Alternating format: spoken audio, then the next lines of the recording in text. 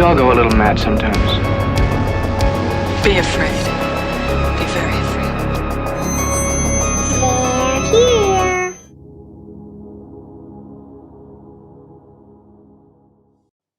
Hi, Hello there.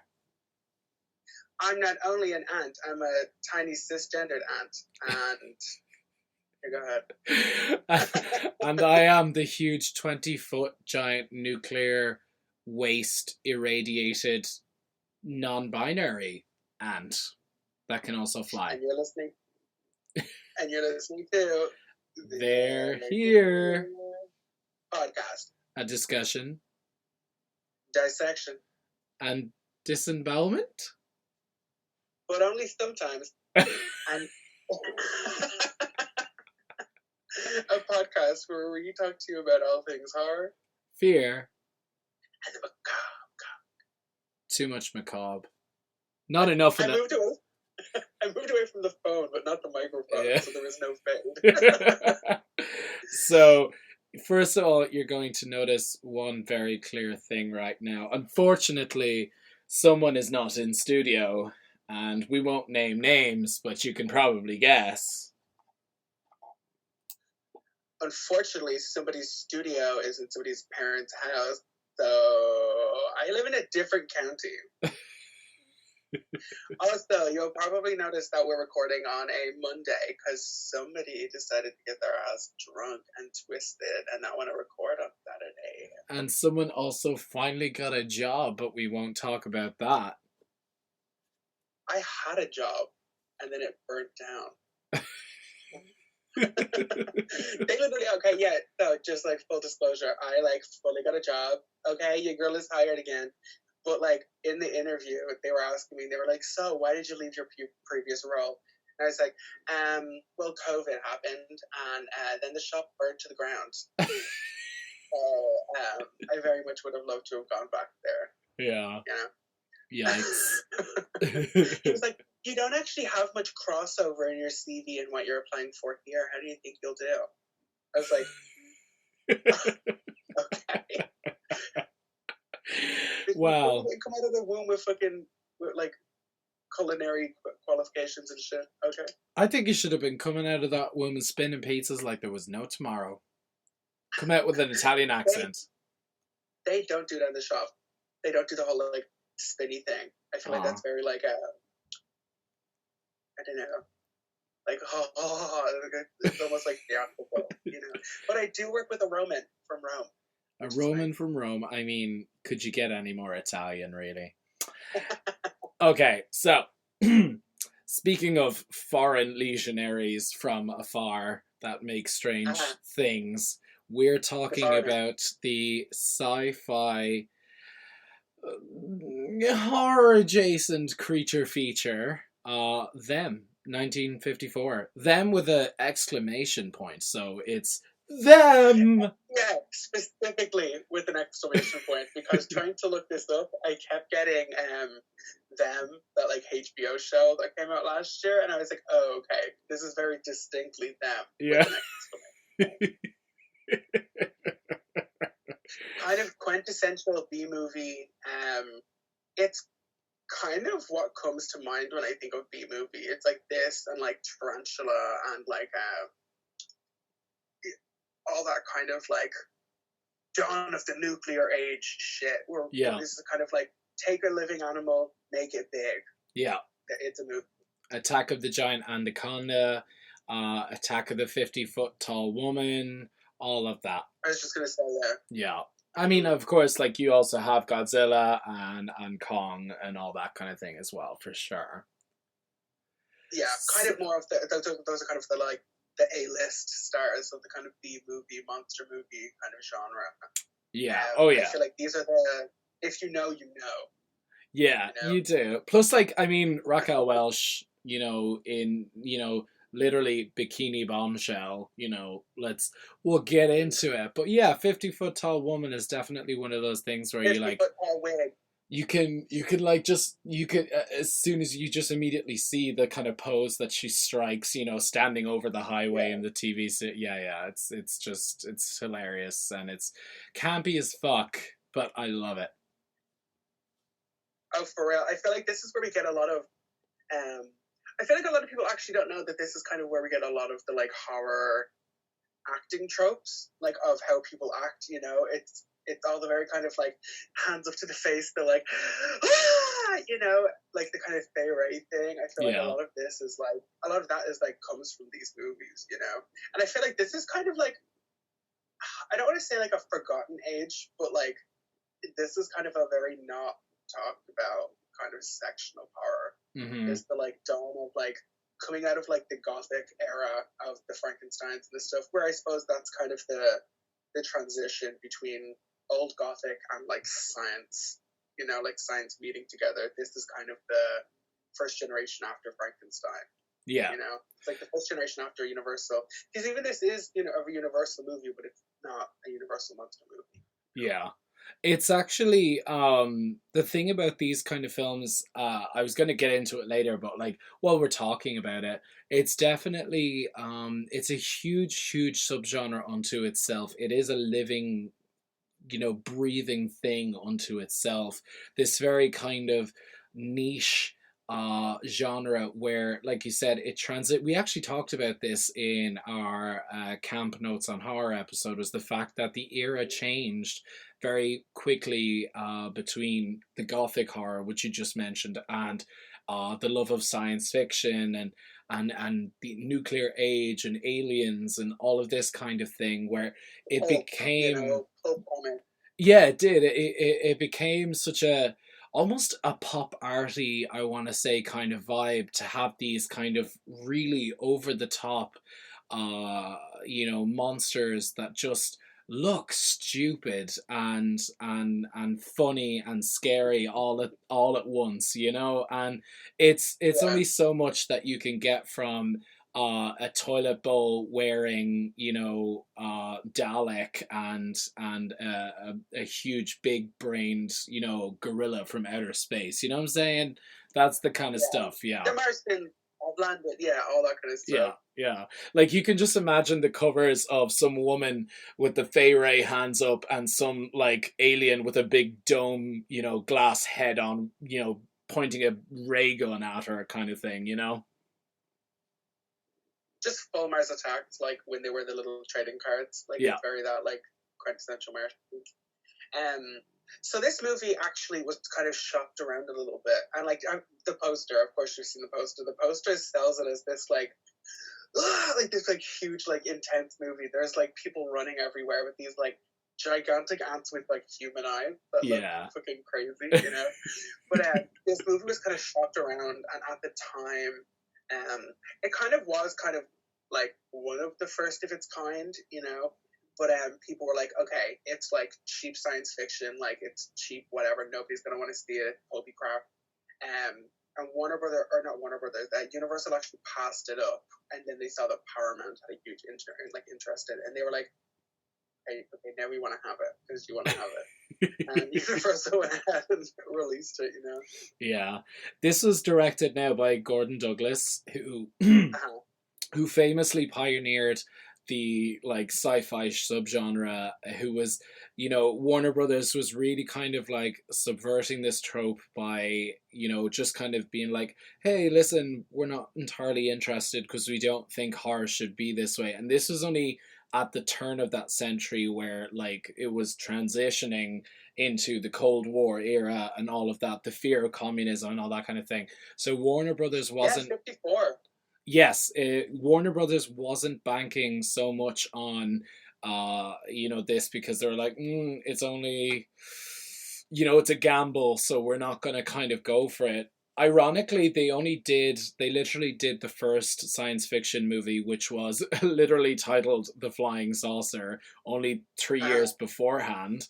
So, like, it didn't make sense to me, but then I thought, does it make a difference? No. Did it do well? Yeah. So fuck it. Yeah, it went on to be Universal's kind of highest selling, most popular movie of the year. It sure did, which is fantastic. It only proves again, like, give everyone a chance and fuck everybody else and their opinion. And even Gordon Douglas, the director, or Douglas Gordon? Gordon Douglas. There you go. Primarily actually a comedy writer in Hollywood, kind of up until that point, and kind of afterwards he was known and associated with the like our gang, like the Little Rascals, kind of. That was kind of his gig. Sorry, I was only just watching like a little documentary about this movie, and this man is one of the features of the week. Pencil thin mustache, slick hair, a big zoot suit, big white suit. That was gorgeous. Okay, well, let's get into it. Let's talk about it. Let's rant, let's moan, let's bitch about it. Let's really get into it. So, and gender neutral here. Let's keep it gender neutral, non-binary. So, let's talk about this opening scene. This level of extraness in the first 5 minutes is just, completely overrun. I mean, the fact that the only color in the whole film is the goddamn title sequence is unbelievable. They're gorgeous. They're gorgeous though, the red and the blue. Yeah, it works so well with each other. And that kind of, the title music that plays over it is just so dramatic and so poised towards, how do I say it? It's so poised towards someone's ready to take over the world kind of thing, and makes you feel like a villain in a way. And it's but it's just two cops driving down a road. Yeah, yeah. I think it's really good, and I gotta give props where props are due, because the acting is kind of pretty solid in this movie. I'm not gonna lie, it's pretty solid in some places, and in some ways it kind of lends itself to the screenwriting and the story. So Ted Sherman and George Worthington Yates, they did a great job at compiling a story that at a weird level they knew it was let's not take it seriously, but then on the other end of the spectrum, let's take it very seriously, because it's also denoting the fear of nuclear energy, radiation and all of that kind of thing. Because again, we mentioned before, this was just in the era where America had tested its first atomic bomb out in the... They said only 6 years before this movie. Yeah. The events of this movie. Yeah. He does say, almost very biblically in a way, he's almost like a prophet warning people of how bad it is and how terrible it is. That will be the end of it. Yeah. If we don't wipe them out. Yeah. I think they he literally says they're a plague sent onto man, kind of. Yeah, he does. He does these. So there's these little kind of weird little interludes with the professor that repeatedly he says, the first thing he says about is this could be the end of life as we know it, when he's just so casually saying oh yeah, there's giant ants walking around here somewhere, and then he talks about, you don't say. Yeah. Fascinating, Doctor. Nobody's giant ants, what the fuck are you talking about? Everybody's just kind of okay, sure. Giant ants in LA, why not? Sure, why not? I don't mind. So, also, how quaint to see that this is LA. Yeah. In 54. Yeah. They're at the LA River filming, famously seen in Grease and all these other movies and stuff. I was oh my god, LA looks so small and cute. It hasn't become the place to be at, It's just that place in California. And I think they filmed out in Death Valley and a couple of the other kind of deserts around there, and all of these people are almost fully covered in every scene, and I'm they're wearing wool, full wool, 3-piece suit. There's detectives here with full trilbies and shit on, ties and stuff, and she's wearing a full length fucking skirt and a sweater and stuff. These people must have been dying, and you can tell how powdered everybody was, because I think the doctor that I noticed in particular, I was he is matte gray, and everybody else around him is sweating. He is so dry. Well, I gotta give it to Sergeant Ben Peterson, James fucking Whitmore, and if you don't know who this man is, he is the physical representation of the old man from Up meets the literal old man from the Shawshank Redemption, because that's who he is. Brooks was here. That's who it is. That's who it was. so gorgeous. I literally have the note saying, eyebrows on this cop. He looks like a Neanderthal. So I watched this. Like, I came home from first shift, smoked a J, lay down to watch this, and at one point I was like, he looks like the fucking Wolfman from like the side. Like, he looks crazy. Yeah. Like, this sideburn comes down so far, which would have been kind of unusual for the time to have such a thick sideburn on the side, and the eyebrows. Like, I think like that's kind of what he's like known for. Where his eyebrows are like all brushed up this way, where they're all kind of just going in, like every single eyebrow hair is going in a completely different direction. Yeah. And his brow bone comes so far down that he almost doesn't have eyes in some shot. Yeah. But I was like, oh my god, this is like quintessential like cop guy. But like, it's weird in a movie that's so kind of like, there's literally one chick in it that's like an actual character, but there's no nobody like is creepy with her. Everybody kind of treats her like as an equal. Like, oh, she's a scientist. Like, she knows what she's talking about. But there's no like weird like machismo in this movie, which is kind of expected from something like this. You know, everybody is very like, okay, what's the plan? How do we figure this out? Let's do it. Yeah. But then there's some weird kind of plot points of like, well, of course we march into the nest. Why wouldn't we just march into the nest? On God, go. Yeah, there's some questionable things in this film. I definitely recognized it at the very beginning. Like, they got almost straight into the fact they were like, yeah, these are giant ants, no worries. Like, we know what we're talking about. We know what we're going to do. Let's go do it. And we did it. And within 30 minutes, they're blowing up the nest, and then they're throwing cyanide down into the bottom of it. And then I thought, this is... The Queens have escaped. But of course they have. Yeah, they literally turn around and they say to this the doctor, Dr. Harold Medford, I should say, turns around and he says, we have no time to lose. We have, you know, endless possibilities of where these queens could have gone to, and soon enough they'll have so many fucking babies that they'll take over the planet. And yet this man turns around at like the 50 maybe 60-minute mark of this movie and puts together a whole fucking presentation about ants.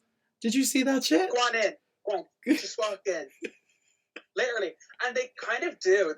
And like, there's only 3 ants in this movie. They only made 3 ants. And like, we've seen, are you drinking milk out of the, I know that's orange juice. I was like, drinking milk out of the carton. Jesus. Wow, but like, calling me out. Whatever. You know what? But like, we've seen this used before, where like studios might make like a fraction of the amount of creatures that they need to use and kind of just dress them up slightly differently. Like in Aliens, there was only 6 suits made for that movie, but they kind of make you believe that there's like hordes of aliens in that movie. But with this, like, there's never more than like 2 ants shot together. And they're probably the same ants like every time. You know, one was probably like a spare.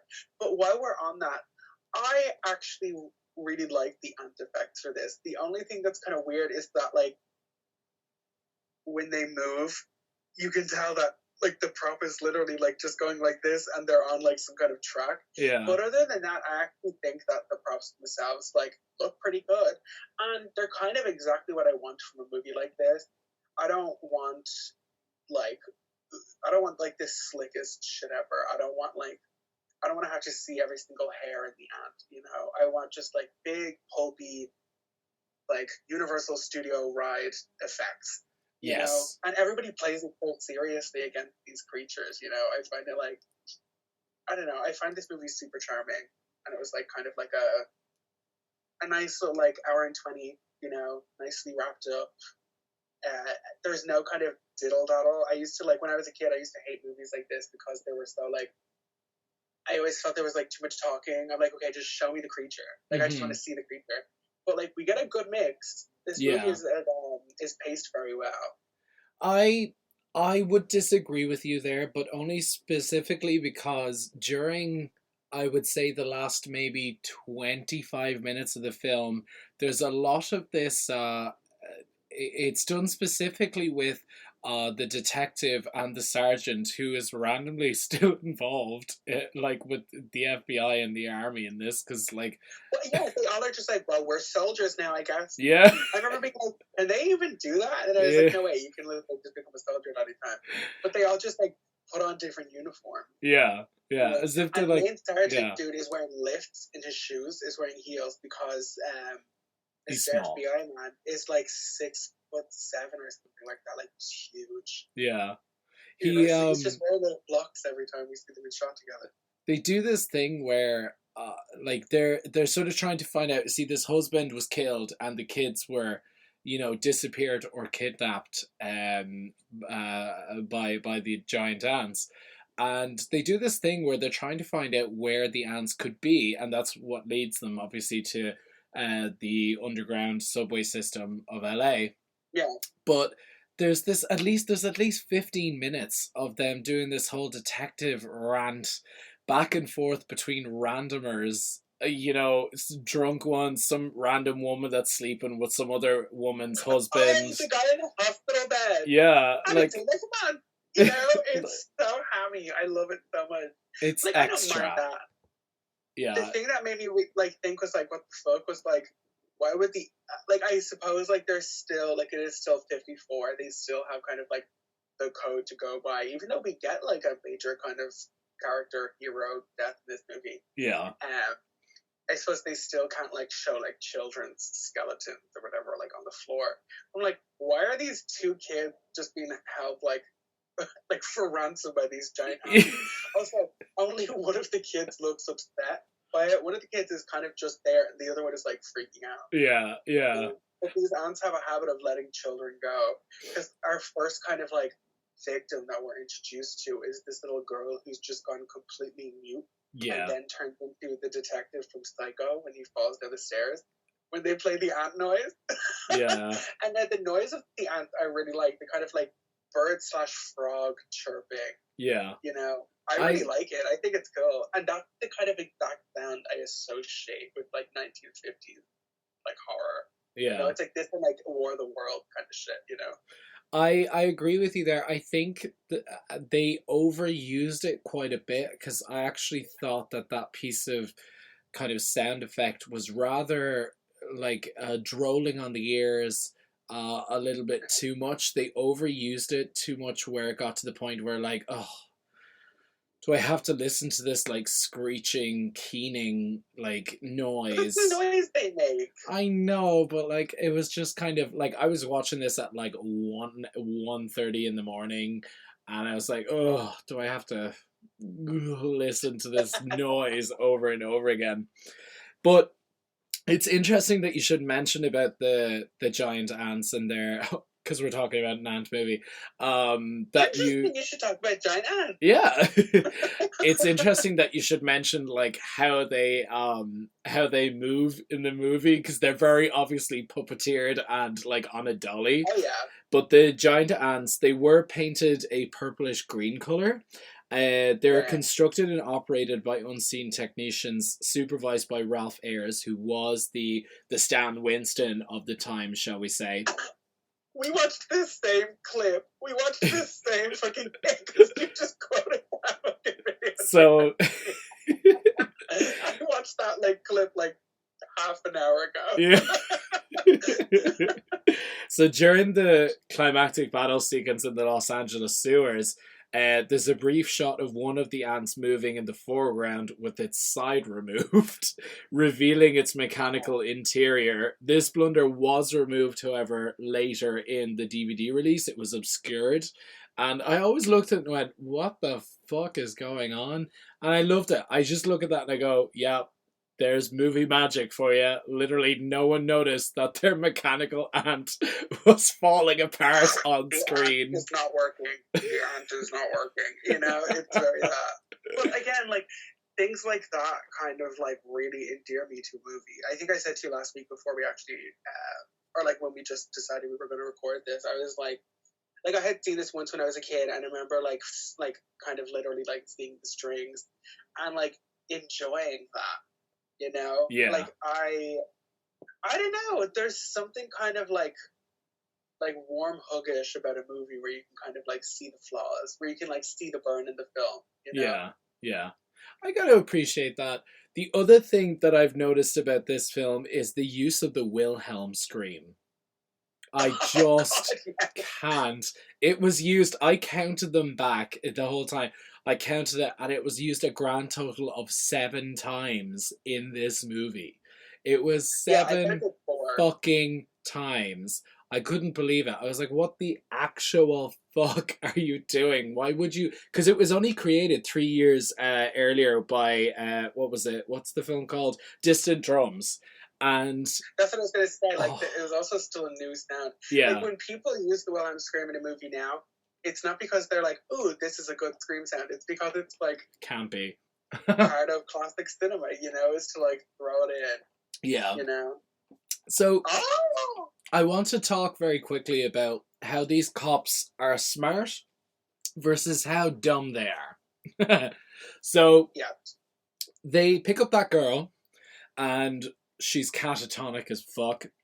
Which, by the way, I also love the fact that when she comes out of it, she just starts screaming, them! Them! Them! Yeah, exactly. Roll credits. Oh my god, wait, does that make our lead villains our antagonists? Oh my sweet Jesus. Sweet fucking Jesus. He has nothing to do with it. I made that joke. Okay? I don't see him making jokes nailed to a fucking piece of wood. Oh my god. Yeah, bitch. So, one of these cops is really smart. The other one is really stupid, but also really smart. So when they collect the kid and they go into... This movie was so camp that I half expected to see teeth marks in the side of this trailer. And it wasn't. It was just ripped out completely, which I actually love. But one of the cops, Stan Whitmore's sergeant, fucking literally, they're going to like figure out what's happened and all that type of stuff. And what does he do? Literally picks up like evidence, literally picks up a whole dried bloody rag of clothes. And I was like, why are you touching that? That's literal evidence right there. It just, there was 2 things I noticed about when they were doing shit like that. One of them was very smart and actually way ahead of his time in terms of like forensics and stuff. Like I know what you're gonna say. Where he like sticks the pencil in the gun instead of just picking it up. Yeah. You know? But also one of them gets eaten and one of them doesn't, because one of them was a dumb bitch, one of them wasn't. You know, this was his death. The other sergeant. Kind of deputy, that was with him. So I really didn't pay attention a whole lot to like names for this movie.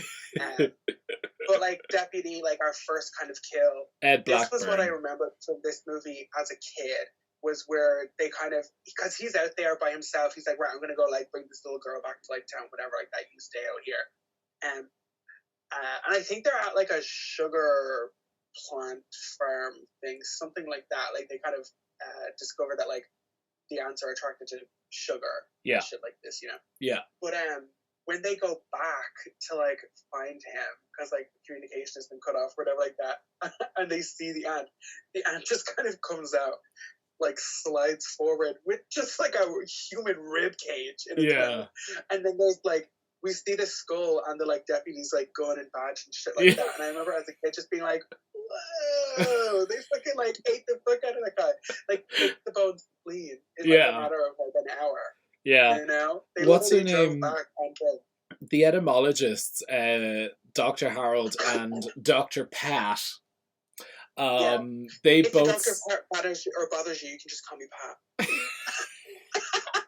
He's like, so you're really a doctor, eh? The fact that she turns around, because she does mention that once if ants are usually vegetarian kind of things. They only turn carnivorous when there's no vegetation to eat first, which I really find that interesting, because of course it also makes sense that they're forced out into the desert in order to survive, because they can't burrow into the cities and things like that. So they live outside, and that's why they're attracted to both the sugar and, of course, obviously, human flesh, people, because that's, in their eyes, that's just food. So it makes sense. It makes total sense. Yeah. Yeah, like this movie actually really does take kind of like a, more so than I feel other movies of this kind of ilk, they take kind of like a straightforward, actual scientific. Like I learned a little bit about Anthem, like watching this movie, Yeah. And I kind of like that there is like some conversation scenes about like, basically like the script says like, do you want to hear some facts about ants? Yeah. Even though these are like not ants technically, they're like mutated, like gigantic fucking ants. Like when we say these ants are huge, if you haven't seen it, like these ants are like bigger than like a city bus. Like they're huge. They're like the size of a train. Yeah. They're pretty big, and the thing about them is, like, the whole kind of thing, like, you keep getting this from the father, Dr. Harold Medford. He keeps talking about the fact that, like, these, I actually think we said this about the crocodile, the alligator in Lake Placid, is the fact that these ants aren't, like, they're not out to get human beings. They're just doing what they would normally do, just at a bigger size. So the Dr. Harold, he says very clearly, like, it's like it wasn't their fault. It was actually man's fault, because we were the ones who made them that way. And it talks very clearly about how we're just not meant to, like, fuck with nature in such an atomic level, a subatomic level, like how we literally fuck with nature in such a terrible way that even at the end, unintentionally, it will still get us back. Do you know what I mean? Yeah, I think that was a line, something kind of along the lines of like, oh, like, who are we to think that we can fight nature? Yeah. Because then, like, it quite, and like that's such trope, like, in all of horror kind of in general, is the fact, like, oh, like, no matter how scary X monster is, like, humans are always actually the real monster. Yeah. It's like, this shit wouldn't happen if humans didn't try and fucking blow the desert up. Yeah. Let us set off this like megaton fucking like atomic bomb and not even think about what's gonna happen. Yeah. Also, would you get like cancer, like mega cancer, from like being around giant radioactive ants? That's actually true. We don't even really know, because, like, if you go into their domain, like, surely that place is irradiated as fuck for someone to go into. Like, I can only imagine, I can imagine, like, Chernobyl, but, like, in a fucking ant nest. You know what I mean? But make it on. But make it ants, yeah. He actually, the doctor's quotes, I think I even said this at the beginning, it's just, they're just so fucking biblical in scope, that when he says, he's like, over, this will be the end of us. Yeah, the end of life as we know it. Yeah. And, like, he even says it at the end. It was like man was not meant to mess with, like, it's almost like he was doing kind of like a lesson for people, like, at the end, because the ending is sort of like, if you or anybody you know is harboring atomic chemicals, don't set them off in the desert, because this will happen. But, like, it was very much a PSA about not making fucking nuclear weapons. Yeah, it's very much like, it's almost a PSA. Let's be fair. Like, these 50s, like, movies, they were very much PSAs for communism, atomic bombs, nuclear energy, like the fear of the Cold War, America versus Russia, is your neighbor this, like the fear of the other, which, by the way, was in camp notes on horror, we discussed the fact that the other was the queer person, but in this era, the other becomes the communist or the socialist, Foreigner. the foreigner. Yeah. Do you know what I mean? And that's exactly what this movie sort of plays on, is the fact that the stranger or the whatever's not quite normal has to be destroyed. And ironically, that's connected with nuclear energy, with atomic bombs. And it has to be destroyed because that's the enemy. We have to burn it. We have to eradicate it off the face of the earth. And it's very clear that that's what the message is. And they do. Well, they do. They literally do. They burn these ants out of existence. They cyanide most of them. And then the last remaining ants, they literally make a last stand. I'm not even joking. The kids weren't kidnapped by the ants. They just hid in a tunnel adjacent to the ant hole. And look what happens in the end. The ants were trying to protect the last, I think it was the last queen or something like that.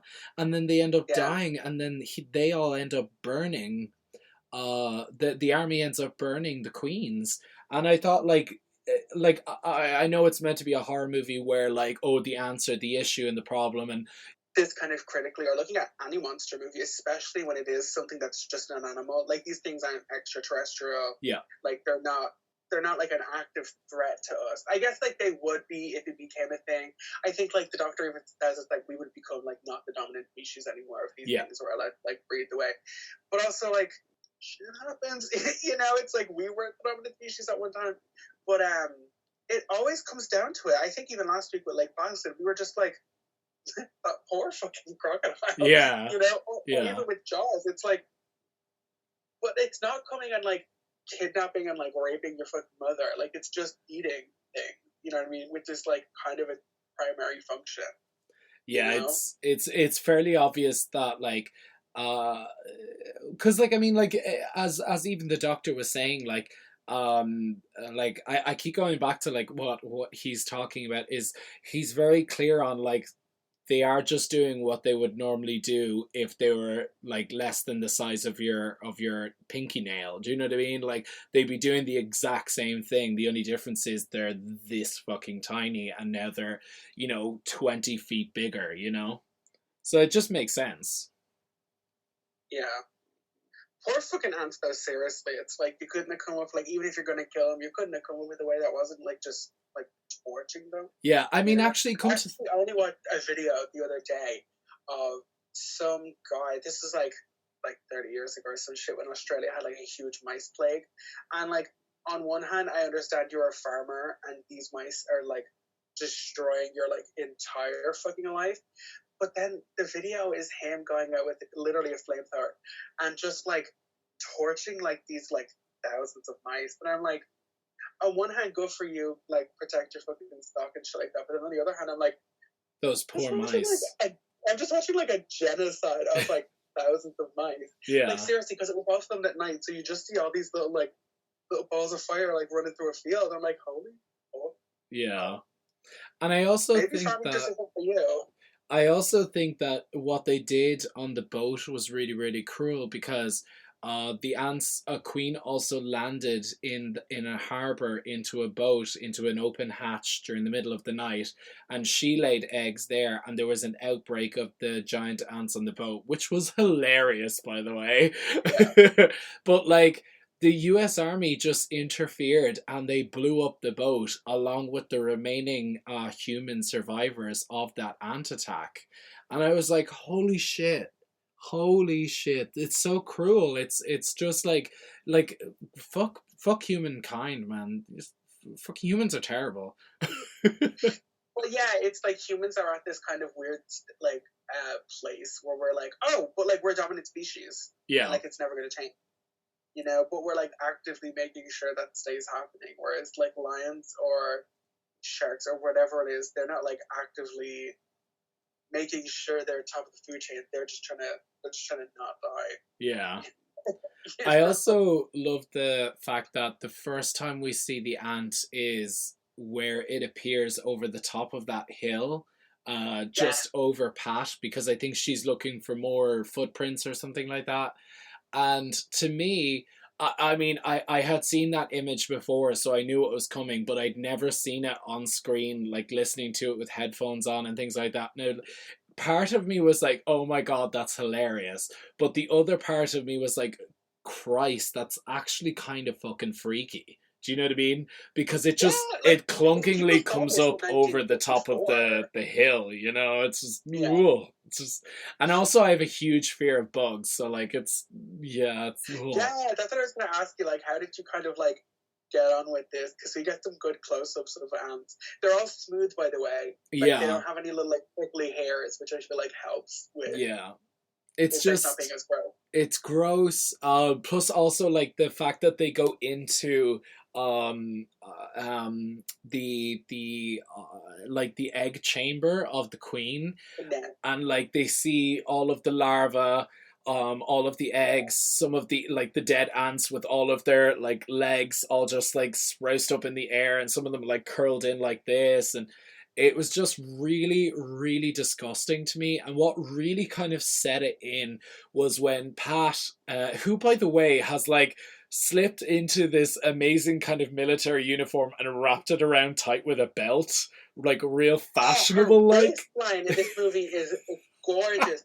She's like I'm not joking. I'm like, in every scene, she's fully corseted. Yeah. In every scene. Yeah, she like, is. She's got, like, no joke. That, like, you can tell I'm a faggot, because I was watching shit, and there was one point where I think it's the first outfit she's in, which is kind of like a suit and skirt kind of combo. And she turns around, and I'm like, look at the dirt in the back of that jacket. Like, that jacket is made for her. Like, it's like, it's exactly her shape.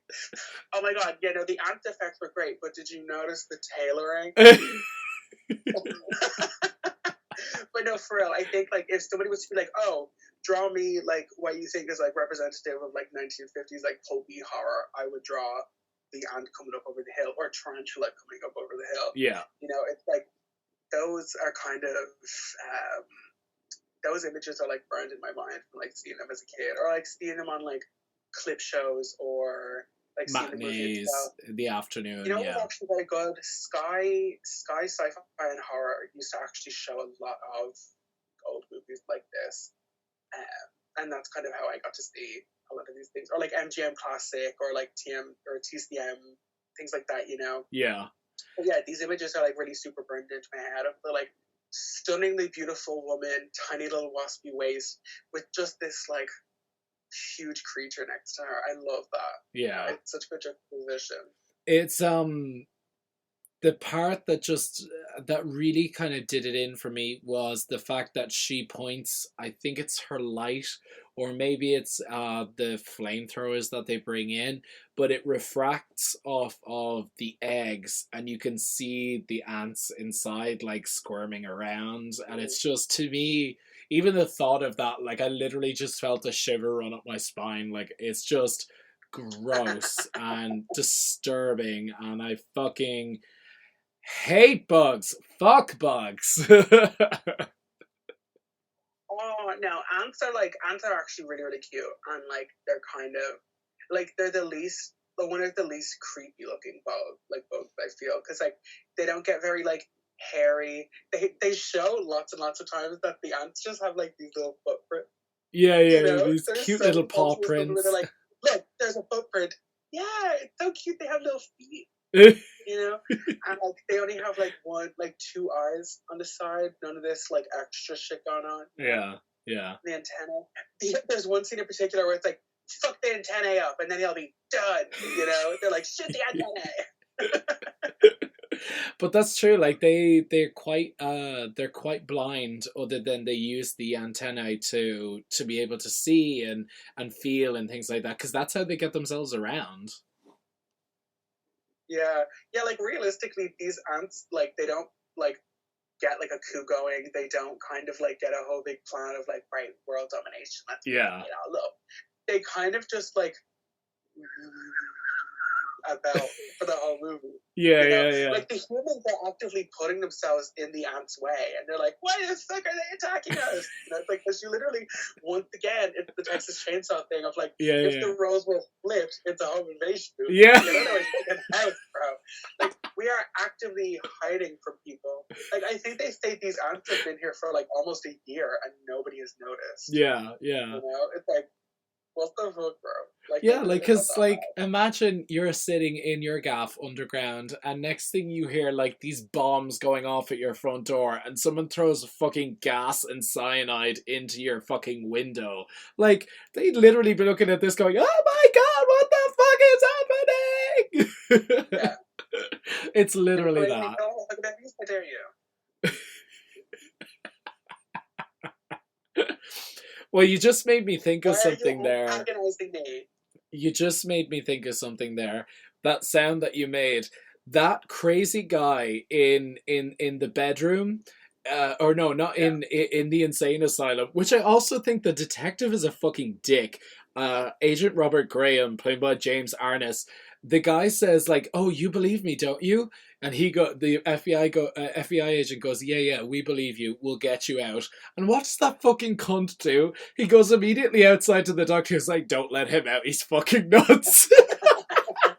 Well, because like I think he was saying like because there's been accounts from other people where they like go around and ask like, yeah, what the fuck, like, have you seen anything? Because like I think this guy's bedroom is literally like right beside the LA River where he can like see it all happening. Yeah, and he And actually people, like, says they talking look about, like flying spaceships or, like, saucers. flying saucers in the background. Yes, yeah. Exactly. He literally says like also how could you fucking he literally says like I just like, okay, which are they ants or the flying saucers? There's a big fucking difference here. And he goes like, they were flying saucers but they were shaped like ants. I'm like, what?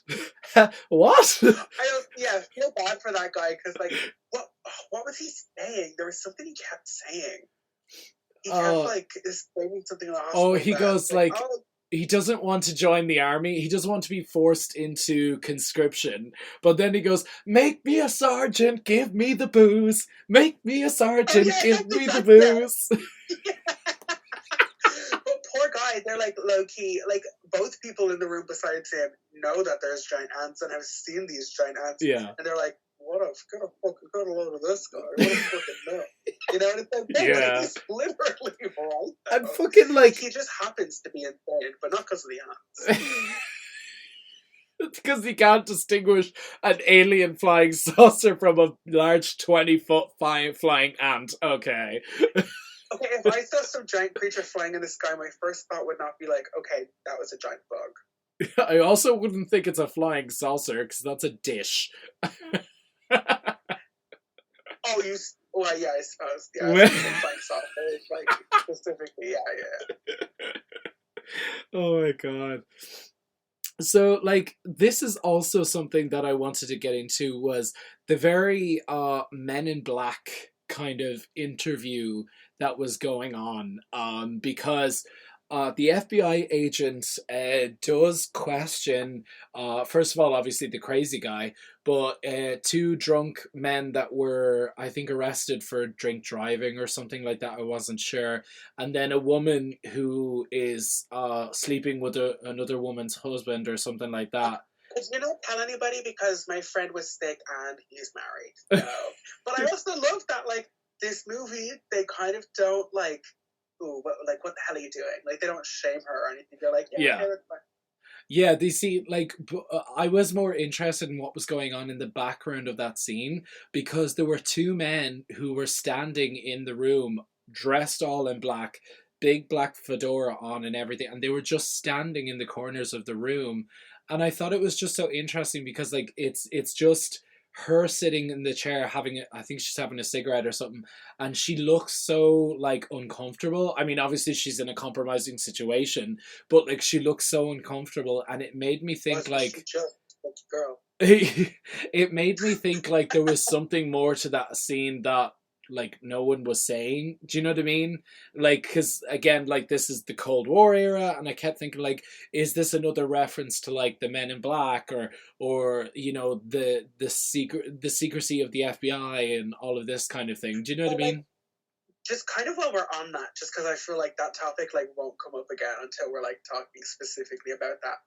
That idea of the Men in Black, like, I know we all think of, like, the Will Smith movie and shit like that, but that idea of the Men in Black always, like, really fucking creeped me out. It's scary. You know? Like, you know, like, the two bodyguards. I think, do you know where actually it really, really started to creep me out? do you remember in Mulholland Drive where they're like doing their little they're doing their little like investigation, and they're like they like peek up from behind and they see the two bodyguards, and then the two bodyguards are just turning and like facing them. Mm-hmm. For some reason, I was like, the idea of like secret ops that have like government clearance is like scary as fuck. Yeah, you know? really is. Yeah, I don't like the idea of the government having more power than it publicly states. Do you know what I mean? Yeah, It's like scary. you work for us. Don't forget. I'm not trying to be Gemma O'Doherty or whatever. And you're one that we are your masters. You work for us. I know what you're talking about. I know no, you won't. But but no, like the idea of there being kind of like secret operatives. I understand why we have like spies and stuff like that. We're not going to get into that whole like moral thing. But I mean, like that idea of like two men who look exactly alike in the exact same outfit with the black glasses and the black fedora. For some reason, that always gave me like the man who fell to earth, or like the secret reptilian kind of thing. It always gave me that kind of vibe that just like freaked me out. I think we'll actually get into that when we get into like our own Valley episode. Yeah, I think that'll be a very interesting kind of thing to talk about, because that runs into like a lot of conspiracy theories, which you know me, I'm all about conspiracy theories. I love that stuff. Uber, all that kind of shit. Yeah, just like as a kid, I actually think there's even a Buffy episode kind of dedicated to that, and I remember just being like they're just shaped like people. Yes. But they're not people. Something like that always just kind of fucked with me as a kid. Yeah. So, giant ant. Tangent, Loudery, St. James, Delacroix. I knew you were meant to go there. God, I love giant ants from the nuclear 50s. It's great. Well, we sort of like get into this kind of last, what should we say, 20 minutes, shall we say? Because it like that plot with the kids wraps up very quickly, because they realize that your man has been seeing the kids play outside in the that strip. Yeah, exactly. And he says he's been seeing them play there and things like that. So they go down, they investigate, and they realize that the what happens is the ants must have been drawn out from the noise of the kids, and then they got scared. They ran in. He was eaten by them, and then they hid somewhere in the tunnels. So they have to go and find them. But the problem is that LA has gone into they've declared martial law, and they suddenly say that I just love it, has been taken over by giant ants. Stay inside. There is a curfew. Yeah. 6 o'clock? What the fuck are you talking about? It's still bright out, bro. Also, how do you not find 3 giant ants? Where are you hiding? What, almost 90 foot of ants? Where are these things like chilling? There's only so many places giant fucking ants could be. I love the shot where the newscast is being broadcast, and there are these 2 diners. They're like, I think they're sipping on milkshakes or something like that, but they suddenly look out the window. They're like, like shitting themselves.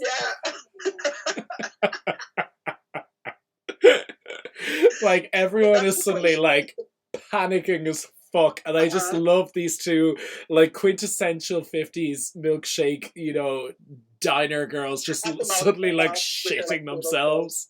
But like the situation with the dad and the 2 kids actually makes me like really sad, because she's like, he's a really good dad. Yeah. And he works 2 jobs. And even though he doesn't super get to know the kid, on Sundays before he goes to work, he brings them out and they go to the zoo, or they go and play and see whatever. And it's like, and he got fucking eaten. Like, poor guy. And like, even like you were saying earlier with the ants, it's like the ants don't necessarily like, they don't take the kid. It's like the ants meant to be like, what's this noise? Yeah. And then I think they say like the dad tried to like defend them, and then the ants are just defending themselves. Yeah. And then it just stuck. And the mom, she seems very like, kind of blasé. Yeah. Her whole family is missing. She takes a lot out of it, and like I love that kind of usage of finding that little like model plane, saying like the kids used to play with this all the time, and then they confirm it. So they have like there's this whole like 5-minute drive sequence of inside the tunnels that just annoys the shit out of me. It was the same with the interview stage of the last like 30 minutes of this film. I was like, it just drags on and on and on. And like, it's literally just them driving up and down the tunnels. That's literally all it is. If any of y'all have ever played GTA 5, you will know if you get stuck in these fucking tunnels. Because like GTA, like 5, it's all completely modeled on LA. So like all of this shit is like it's in there. And once you get stuck in these tunnels, it's so fucking long to get in and out of there. Because it's just continuous tunnels underneath the fucking city, you know? Yeah. But one thing I noticed, these kids are like have hidden themselves like behind concrete in a way where like they have to kind of like break walls down to like get to them. Yeah. You know? Yeah. Like I don't fucking get it.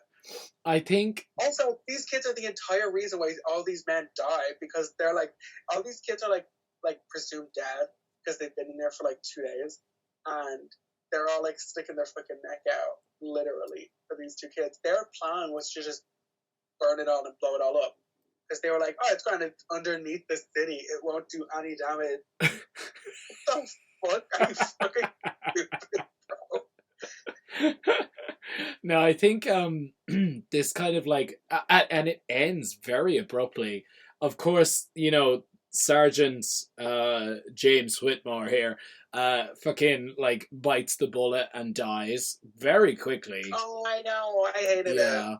I also fucking hate the fact that when you actually look at these the pincers that the ants have, the mandibles, sorry, yes, they are literally just like these semicircular like metal sheet looking things, and they just hug him, and he's like screaming, and like you hear the Wilhelm scream again, and then he's just dead. He's dead. Like our main character just fucking gone as if it's nothing, and then it's like, oh, main character is dead, roll credits.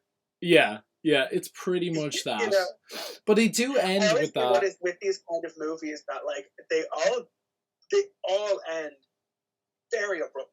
Yes. There's no kind of like anything afterwards. There's no like, oh, okay. Actually, no, I do think with this, I know we're kind of jumping ahead to the end a little bit, but here we are. There is kind of like a turn to camera, like, and you know, we just never know how we're gonna affect change, you know, and then it just the end, and then it's done. I was like, yeah. It's always really boring how quickly older movies like just end like that. Yeah, you see, it's always that all the end credits, there weren't really end credits back then. It was all the credits were done at the beginning of the film. So like, it's just quite long. It just ends. It's just the end, and then that's it. We're done. And the lights come on in the theater, and you walk out. Yeah, you know. But like it's like again, also, can I just point out that Pat turns out in this great military uniform with a big ass leather belt tied around her fucking waist, and she's might as well be walking a fucking runway holding a fucking cigarette. That's how ready she is to fucking strut down a catwalk. Like she came out like Che Guevara Barbie. Like she looked gorgeous. Also, like if you're familiar enough with the Birds, you know Annie Hayward, the teacher that she goes to stay with. I was like, is this her? They look so similar, like same kind of hair, same kind of eyebrows and eyes and shit like that. But then like the voices were completely different. So it's played by Joan Wheldon. And she does it so well. The thing about that I liked, she does it Wheldon. The thing about that I love about her character was she played the strong feministic interpretation of a 50s woman without any of the pretentiousness that comes along with a man saying like, oh, it's a smart woman, it's this or that, or she's like, is she really like that? You're really smart for a lady. Yeah, there's none of that shit. and I loved that. I think it was, and it also plays out really well down in the tunnels when they first go into the first out in the desert.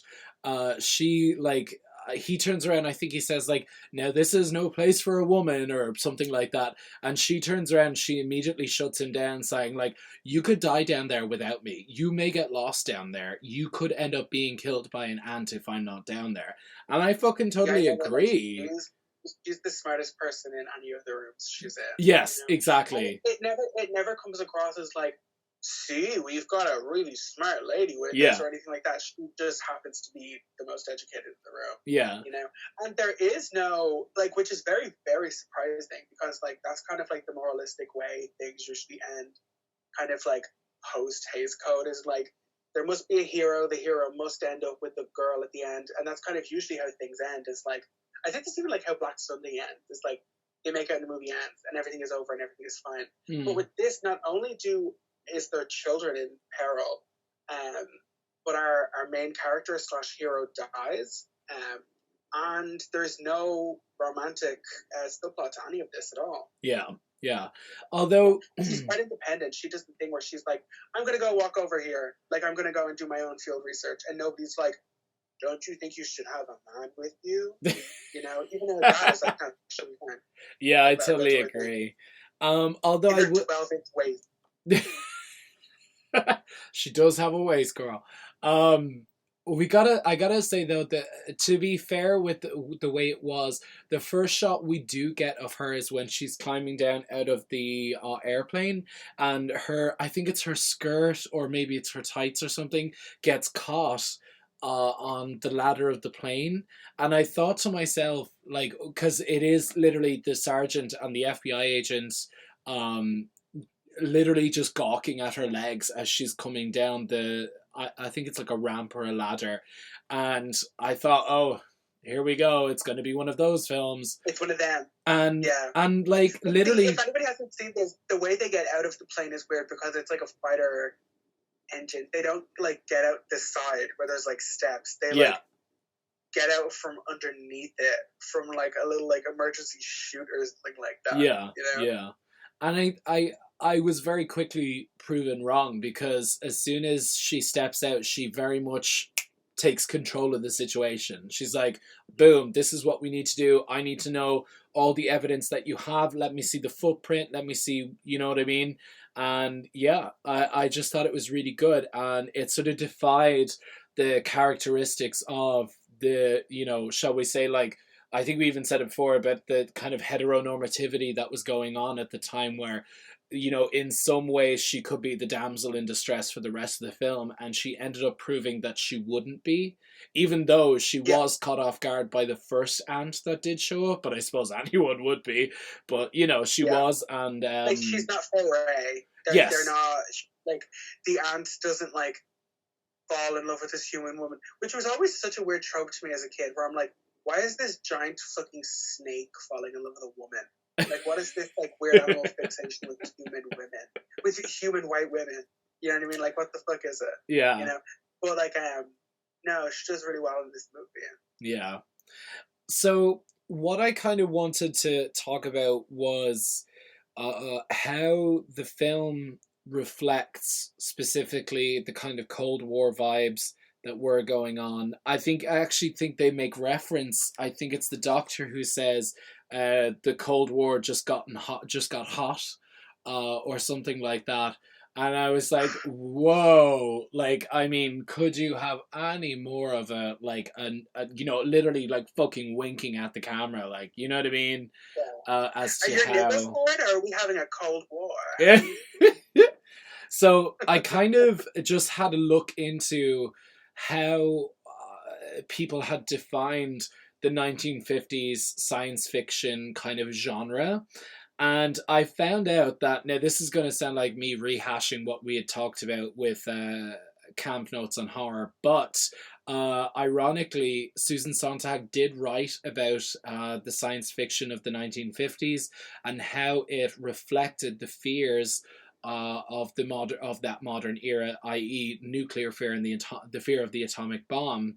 So I know that people who want to talk about like kitschy and gloriously lurid movies genres, where we know that the 50s were, the 50s sci-fi usually started with kind of what Susan Sontag said. So this is not because Sontag is like a bug-eyed alien or a 50 feet tall woman, or but because she wrote like in 1965 that she had an essay called The Cold War Dystopian Fantasy, and it was the imagination of disaster and how she claimed in that piece that under continual threat of two equally fearful but seemingly opposed destinies, unremitting banality and inconceivable terror was always found.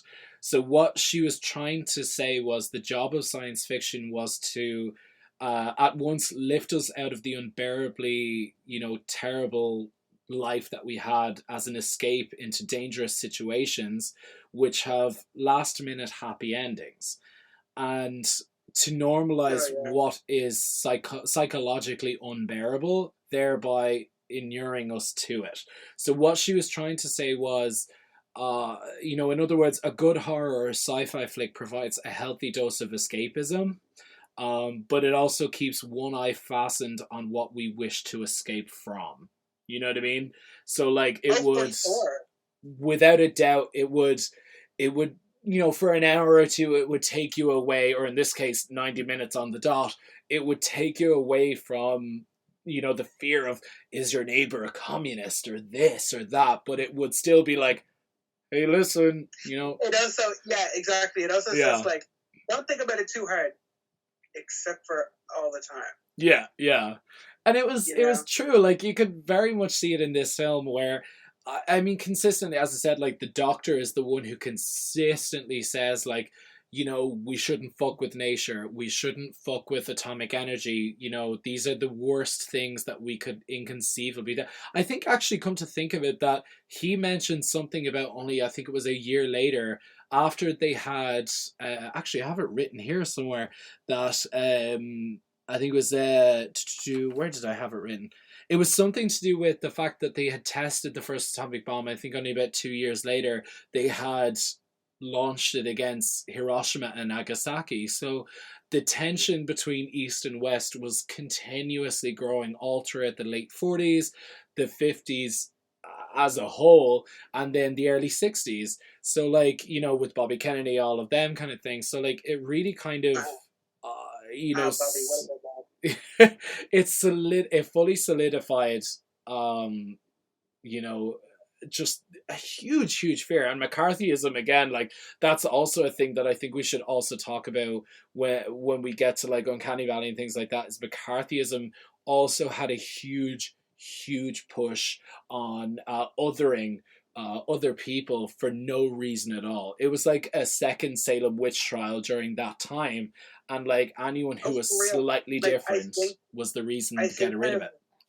In a situation like this, it kind of becomes synonymous with like with the fear of foreigners, the idea of xenophobia being like, well, they're not like us, so like they're completely alien to us. There's no way that they could possibly feel what we feel, or there's no way that I could possibly relate to them at all because they're so far removed from me. Yeah. The kind of it's the like nationalism taken too far, where it's like it's an us or them, Yeah. It's very easy to kind of say, well, it's in the title, literally, to be like them, Yeah. And I think like there's a lot of movies that actually deal with this, the idea of having somebody's kind of inadvertent fears of the outside or foreigners or that kind of classic other, and being represented by bugs. I think it's the first Creep Show. The guy, he's in his apartment and he gets overrun by the cockroaches. The cockroaches come out of his body and out of his mouth and all that kind of stuff. That was huge allegory for his view on immigrants. Yeah. And I think that's kind of that's very evident here. You know, this very much so becomes a government issue. We don't get to see kind of the civilian side of this at all. You know, really, it's very much so like, how are we as a country going to eliminate this threat? You know, but in my mind, I'm like, this is huge scientifically. Nobody even thinks about the fact of like, okay, we should keep one for study at least, because this ant got like a million times its own size, you know, and nobody seems even the least bit curious about that. Everybody is just like, no, we should just destroy it, just get rid of that. I totally agree. Although, like, again, it just goes back to that, should man really mess with it? Should he, already messed with it. This is just the result, you know? True. I'm over would have gone to the size if man had meddled with that, you know? It's like atomic power is not really like a natural power, you know? Radioactive power is like not something that should kind of be in our hands or be like within our grasp, you know? It's like, it's apocalyptic, you know? It's like no creature should have that much power or have access to that much power, you know? Yeah. Lest you be eaten by giant creatures, you know, because you deserve it. I do think that these types of films are also oddly endearing. They're very, very they're cute, they're lovable. Very charming. I think the celluloid fantasies of that age were just teeming with like mad scientists, you know, Promethean overreachers generally come up against like heroic doctors or, you know, specialists who are equally knowledgeable.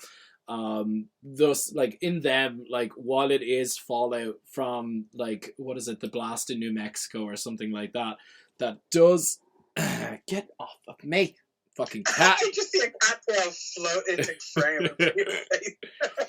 Like, yeah, sorry, let me just give me my thought process back, fucking cat. Get your pussy under control, bitch.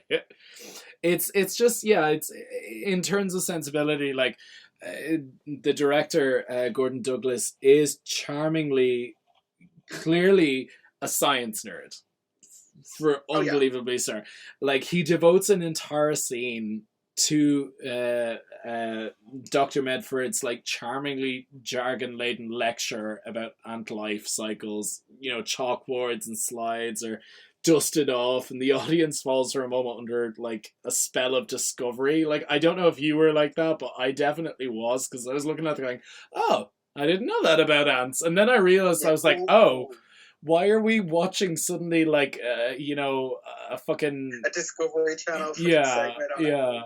It was just so strange, and you know, it's great. It's cheerful, it's funny, and also, come to think of it, actually, as the police, when they are taking like a poke around the ruins of that, like, you know, shop or whatever, and they find your man dead down the stairs, the television is cheerily broadcasting a WHO report about how radiation might be used to eradicate disease or ironically destroy people. So I think, like, most of the time it was very clear as to what the message was being put across as, and like his whole thing was, let's put nuclear energy to bed, let's not fuck with, you know, atomic nature, and like, let's just leave it as it is, because it's very clear. Yeah, exactly. It's like this new discovery, chemotherapy, but also fucking radioactivity, you know. It's like God doesn't give with two radioactive hands, you know. Like, you have to have, like, you can't have it all, you know. Yeah. I also think that, again, like, we also have that kind of weird kind of jargon, as I was mentioning earlier, about the fact that Pat also lessens the kind of sexy aspect. Dr. Pat. She kind of lessens the sexy aspect at the beginning, where she is very much a daughter figure of her father. But she also does change by the end, and she becomes more assertive and more brave. And that was also something during the 50s that you know, the kind of normative, you know, culture had to come to terms with, that women, you know, are sexy, they're scary, they're respectable. No, but it's true. Like, I mean, like, you literally have it there. Like, they were literally called Women like are sexy and scary. bombshells. You heard it here first, ladies and gentlemen. They're scary and they are sexy. But like, you literally, you can tell, like, dudes in this movie are intimidated by her. yeah, I mean, like, they're like, just like the bomb itself, like in Paranoia, the bomb, and the 1950s science fiction films, like, what's her name?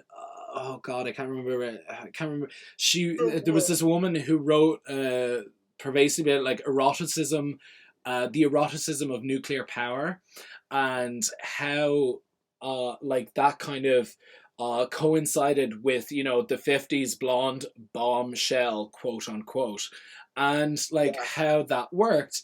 And I think it's so interesting, like in post-war bomb fantasies, sexuality would become a means of containing the fear of the limits of like what people can and can't do. And like, I was very obvious. I mean, she, like, you can point out like Atomic Bomb Baby, like literally like conflating like sex climaxes with nuclear explosions. Like, you have all of these, like, how do I say it, like just really kind of somebody at like a Roswell explosion turned to somebody and went, "You're a girl when I, you know, me when your mom, you know what I'm saying." Wow. But you also have, like, you know, Rita Hayworth's image, you know, you have, you know, the 50-foot woman, all of these kinds of things. So like, it is fairly obvious, like, again, that's another challenging norm. It's not just like the fear of, you know, of the other, of the outsider, of the foreigner, but also the fear of the opposite sex as well. Because at that time, obviously, you had a huge feministic movement. Actually, come to think of it, you had second wave feminism from the 50s onwards. So there was a huge push for equal rights and bigger respect. Quite a big, because I feel like people kind of overlook the 50s sometimes, kind of skip straight to the 60s and 70s for like cultural revolution. But it's like, we get the invention of like the teenager in the 50s. You know, we get women being able to work outside the home, you know, stuff like this. Kind of, also post-World War II, it's like women are kind of in this position where it's like, and I'm not going to like speak as if I'm some expert, but, you know, it's like women are kind of in this position where it's like, yo, what the fuck? We've been like running the country for the last couple of years while y'all were fighting. So like, why the fuck can't we like stay doing what we were doing? It's true. You know, so it's like huge cultural turnover, you know, for like for a lot of people in the world, you know. Yeah, it's very true. I mean, like, as I just said there, like, take like literally the lingerie clad 50-foot woman blasted with alien energy and rampaging through Los Angeles. I mean, the literal subtext I remember with that poster was a Titanic beauty spreads a macabre wave of terror. You know, like, that's just like, yeah, what? Those tits are huge. 12-foot long tits. Actually, come to think of it, here's another one for you then. The like, almost the monstrous fertility of the Queen Ants. That they literally threatened to topple a social order dominated by men. Like, I mean, there you go. Yeah. Threatening like, that's, I didn't even think of that. Like, that's crazy to think, like, again, all of a sudden, like, there's another like double meaning to that as well. Like, men literally coming to destroy a female empowered society.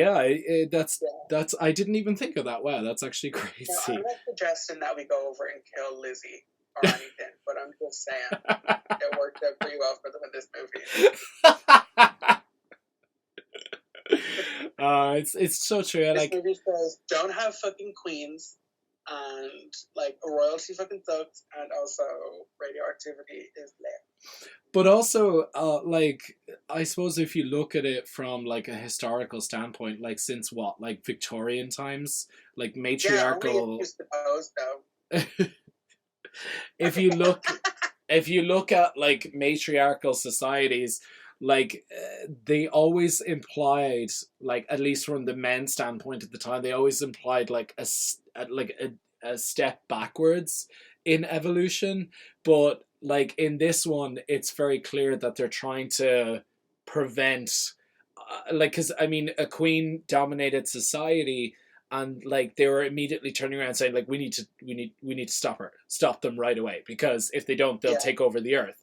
And it was a very very clear message, like you know, of course, like why would you not see that in another way? I suppose it's a very clear message. You always have to wonder, is that aunt coming over the hill because there was two queens and like they both escaped?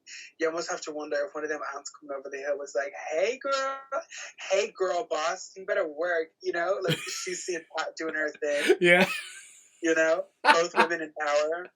Doesn't actually attack her, kind of just shows up. Just like, hey, queen. Like, for real. Yeah, no, seriously, she was like right in front of her and she like didn't do anything. I love that now we've just started to refer to the aunts as she, you know? Even though they're gender neutral. Yeah, so it's very like, it turns kind of on its head, like who exactly are the enemies and who exactly are the bad people in this movie. It dismantles the American dream, women, Soviets, like, you know, heedless scientists, really, because they don't give a single fuck about fucking with nature. And somehow they all kind of converge into, you know, an image of irradiated, unknowable creatures eager to reproduce in the United States, maybe? I don't know. See, that idea of the American dream has always been like really fucked up to me, because like my idea of the American dream when you were younger is that like you move to America, like you come from somewhere that isn't America to America and then make it.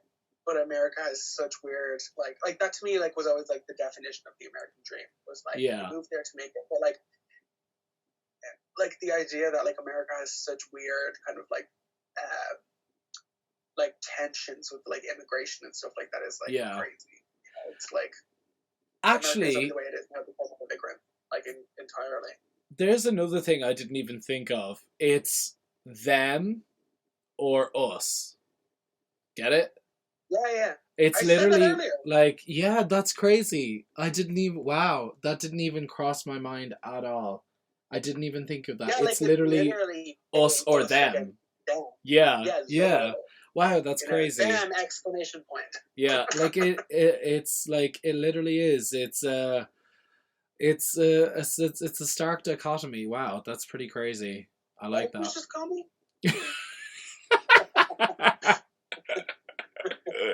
Oh God, yeah. So yeah, I think like kind of in conclusion, if you're ready to get there, I really, really enjoyed this movie. Enough that I actually watched it twice. Because the first night I tried to watch it, I watched it after my shift and fell asleep like half an hour in. Yeah. And then the next one, I was like, no, I actually want to... And I like started it again. You know, this is kind of like a good like popcorn movie. It is. I think this would pair well with like an Eight-Legged Freaks or like a... you and your pears. Something like that. Well, like I like to have like movie nights. You know, movie night to me means like let's watch more than one movie. Who has movie night and decides to turn it off after the first movie? The fuck? Yeah. Most cinemas need to do double features from now on. God, you know? science fiction double features. Come on, Lighthouse. I would agree. I can't go back there. We're gonna see The Green Knight in less than a month. Sorry. I would agree. However, I do think that this film is slow in certain places. It is great, and the acting is pretty solid. I will give it that. It's pretty fucking solid, except for that fucking kid. Oh my God. Them! Yeah. You know, none of this movie is like played for laughs. Yeah. It's actually pretty but, serious. It's pretty serious, like, the whole way through, yeah. And I think, like, that's what makes it camp, is the fact that, like, they're not, like, going for that. The fact that it's played seriously. You know, it's like, what is it? It's the idea of extravagance, but, like, that's not the point. Yeah, you know, very like, that. The point is not to be funny. The point is not to try and be camp. You know? Yeah. Like, trying to be camp almost defeats the purpose. Your yeah. campness. Yeah, exactly. Yeah, I think what Susan Sontag was trying to say is, like, there's naive camp and then there's deliberate camp. Naive camp, she found, was much more rewarding because it was unconscious, where it was with deliberate camp was conscious. So there was deliberate intention to make it over the top or crazy or this or that, i.e. not making it pure.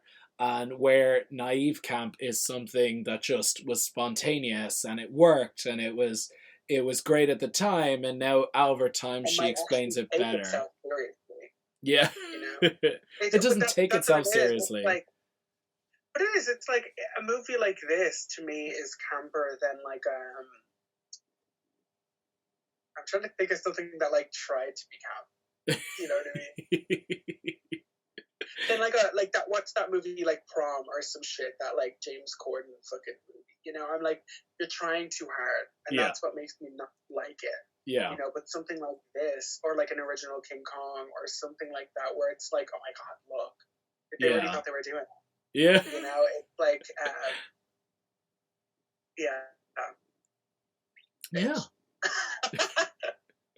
I literally was like, camp, so like, yeah, and like, yeah. All right. So next week we have, well, rather this Friday, we have our end of the month selection process where we leave the vote for our final movie of the month up to you. And I have chosen The Blob 1988. A deadly entity from space crashes near a small town and begins consuming everyone in its path. Panic ensues as shady government scientists try to contain the horrific creature. Yeah. And Steve McQueen is there. What a babe. What do you got? There was some scene, I actually can't remember like exactly what it is, but I remember like seeing a scene from the original Blob and just being super like grossed out. I don't want to watch this anymore. Like, it freaked me out. So yeah, my pick is a childhood favorite of mine. Looking at the poster on my wall right now, I have chosen Anaconda, 1997. Woo. Starring the fabulous Jennifer Lopez. Not her thing, because I associated her with being a singer before I associated her with being an actress. But whatever. Also, Ice Cube is here. So, a snake hunter offers his assistance to a documentary crew attempting to film an indigenous tribe in the Amazon. But as the journey progresses, his presence forces them to veer into dangerous water. And also, this is not Anaconda versus Lake Placid here, but, you know. We'll get there. We will get there one day. I don't give a shit. If we have to skip out all the other Anaconda and all the other Lake Placid movies to get to that movie, I'm down. Look, I'm not above Boa versus Python, Sharktopus versus Dinosaur or whatever the fuck it is, you know? I'm down to do some sci-fi shit. I reckon we should do that for a month. Have like a sci-fi movie month. Like a sci-fi original movie month. A Sharknado, you know, versus... Sharknado, Quarkadilicus 5, you know, like all of that stupid shit. Oh, God. Campy theatrics as you like. Yeah, I'm down. Octopus literally has, like, a chimera head of sharks with, like, Ursula, if Ursula had 3 shark heads and was gigantic. Some of them are good. Boa versus Python got my fucking shit together as a kid. Because it's just two giant snakes fighting. Also, there's a scene in that movie where some girl, and when I say these things are huge, they're like Godzilla villain huge, right? And there's a scene where this girl and her boyfriend are like making out in the car, and the boyfriend gets eaten. And then the snake comes up and is like licking her, and she's like, like this girl is just fully getting eaten out. Well to realize that it's a giant snake, not her human-sized boyfriend, but this like 10-foot size head of a giant snake. So it's great. That is it for that. Them, 1954. I love it. This is a fantastic campy time, and by all means, have a look it up. You can rent it on YouTube. It was only £3. I enjoyed it. Make sure to like, subscribe, comment below if you want to hear more. If you want us to have a shy talk, a general discussion on the slab about the 1950s sci-fi B-movie genre, because that shit is hilarious, bro. And make sure to follow us on Instagram for some daily content updates. So yeah. I would love for that lady to find out how many times I've referenced her to.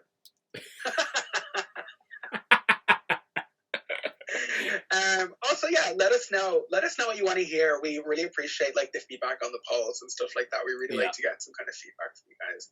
Absolutely. And there's always like a couple of you guys that always get back to us, and we really, really appreciate that. We'd love to hear what you guys want to say. Yeah, absolutely. So you've been listening to They're Here podcast.